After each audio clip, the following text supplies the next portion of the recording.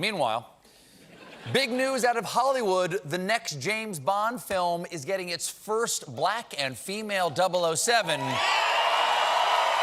G'day, you good motherfuckers. Butts Barney. Hope you're doing not bad. I'm not bad. Thanks for asking. Before I get into this video, there is a competition running right now on my website. All you have to do is sign up for the Good Motherfucker Club, and guess what's going to happen, right? If you sign up for that club, it's absolutely free. You will go into the draw to win on the 25th of November when the new merch drop happens. New merch, have a look at that. It's not out yet. It'll be out very soon. You can win $5,000 and other amazing prizes. All you have to do is join the Good Motherfucker Club, and you are in the draw. With the passing of the best ever James Bond, Sean Connery, last week, can I just say it is the most appropriate time of all time to fucking ruin that franchise. Let's do it. They've chosen a female 007, which is like, you know, I'm not mad at that because she's a woman or because she's black. It's just, that's not the character. The reason people have the shits with this stuff is because you could easily just make another movie with a kick-ass agent in it, a spy in it from England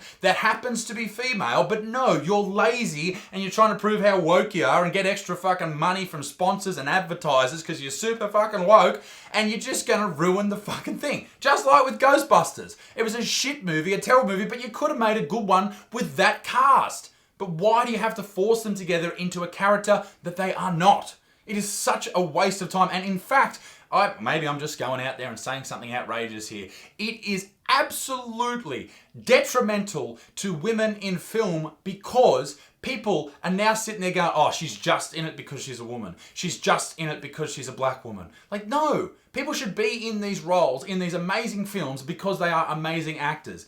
End of story. That's how Vin Diesel got every role he's ever had, because he's the greatest actor of our time, second only to Nicolas Cage. The reason this has happened, why they went with a black female 007, is because the woke mob of 15 people demanded it. Why we listen to these fucking people is beyond me. Now, I was one of these people who came out maybe a year or two ago and said the next 007 should be Idris Elba, right? If you know Idris Elba, he trained as a Muay Thai fighter, he's a legit dude, and he would have been a fucking amazing James Bond, okay? Just to prove that I'm not a racist pig that you all think I am. He would have been an amazing James Bond. But to change the character to a female, I just don't. I mean, James Bond, who just passed away, Sean Connery, he would be rolling in his grave right now.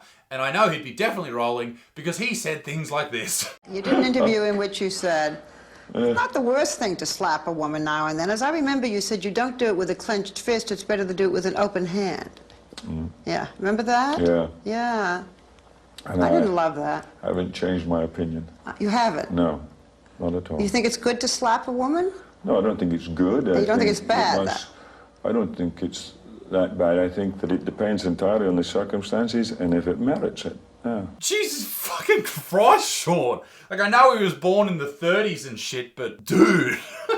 Anyway, the British actress Lashana Lynch will take over the role of James Bond from Daniel Craig. The news was set to be revealed in the new Bond film No Time to Die, which was slated for release at the start of this year, but was delayed due to the corona pandemic. According to the Daily Mail, the best newspaper in the world, there is a pivotal scene at the start of the film where M says, "Come in, 007, and in walks Lashana, who is black, beautiful, and a woman. They write that like it's the craziest thing of all time. In an interview with Harper's Bazaar, the hit newsstands this week, Lynch spoke about how she dealt with people who objected to 007 being a woman of colour. I don't think it has anything to do with your colour, it's the gender that is the issue. Saying she had to remember not to take it personally.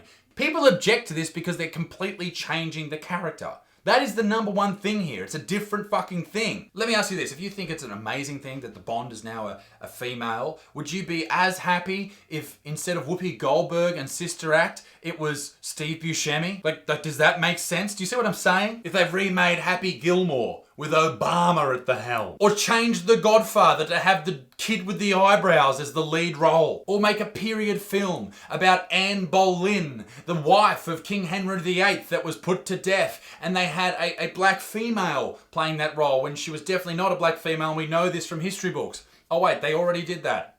Nice one, Hollywood. Nice one. Lynch, who is of Jamaican descent, says she feels grateful that she gets to challenge those narratives that 007 has to be a white man. Now, the reason that 007 has to be a white man is because that's who it's based on. One of Britain's greatest spies in the Second World War, a secret agent who went by the code name White Rabbit, has been identified as the inspiration behind Ian Fleming's James Bond. Wing Commander Forrest Tommy Yeo Thomas, one of Britain's greatest secret agents of the war, claims that the writer based the character of 007 on the spy and recreated many of his real-life experiences in his novels. I guess the narrative was started that 007 has to be a white dude because it's based on a spy who was a white dude. Also, considering that the first movie came out almost 60 years ago and they've all been white dudes. Like, changing the whole gender, the whole structure of the story just seems a little bit unnecessary, particularly when you think of why Hollywood has done this. They don't do it to try and put forward women of colour in movies. They do it because they know it'll help sell the film. They don't give a shit about you. They're just trying to make more money. That's literally it. We're moving away from toxic masculinity, and that's happening because women are being open, demanding, and vocal, and calling out misbehaviour as soon as we see it, she said. What the fuck has that got to do with 007? Why is that even in the fucking article? Why can't we just go to the movies and just see something to take us away from our fucking mental lives, and we can just sort of immerse ourselves into the storyline? Why does it have to be a fucking political commentary, for fuck's sake? And here's why I wanted to make this video. In the same week that this was released as a big win for feminists everywhere, you didn't hear about the women in Yemen who aren't welcome at peace talks. You didn't hear about the Iranian woman who was arrested for cycling without a hijab on. You didn't hear about a woman's hunger strike in Saudi Arabia because she's a women's rights activist. You didn't hear about the several TikTok women who are currently being prosecuted for so-called debauchery online in what is being seen as a targeted attack against both women and social media influencers in Egypt.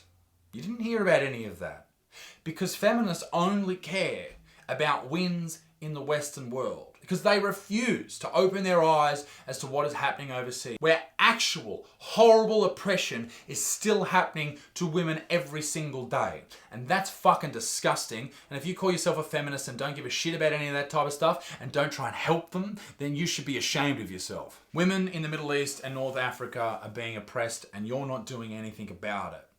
Woke movie producers think they're absolutely killing it because they put a woman here or put a woman of colour there. But in reality, I think it's quite demeaning, in fact, to think that this woman could only be successful in a film because that film has a big franchise behind it.